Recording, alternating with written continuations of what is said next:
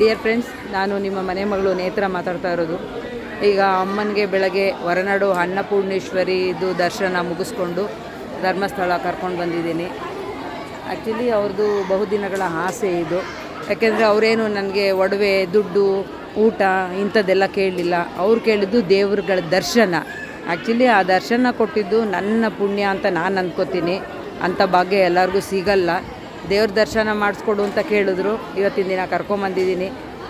ಈಗ ಅಮ್ಮನ ಬಾಯಿಂದ ಅವ್ರಿಗೆ ಎಷ್ಟು ಖುಷಿಯಾಗಿದೆ ಏನಂತ ಹೇಳ್ಬಿಟ್ಟು ಒಂದು ಸ್ವಲ್ಪ ಕೇಳೋಣ.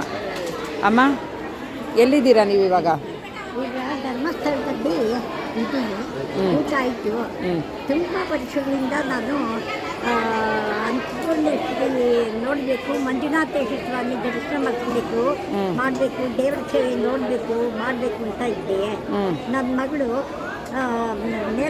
ನೇತ್ರಾವತಿ ಕರ್ಕೊಂಡು ಬಂದು ನನ್ನ ಇಲ್ಲಿ ಊಟ ಮಾಡಿಸಿ ಪ್ರಸಾದ ಎಲ್ಲ ತೆಗೆದುಕೊಟ್ಟು ನನಗೆ ನಿಧಾನ ದೇವರ ದರ್ಶನ ಮಾಡಿಸಿ ಎಲ್ಲ ಮಾಡಿ ಇದು ಮಾಡಿದ್ರು. ನನ್ನ ಮಗ ಅಭೀಷ್ಟ ಹೇಗಿತ್ತು ಎಲ್ಲನೂ ನೆರವೇರಿಸಿದ್ರು.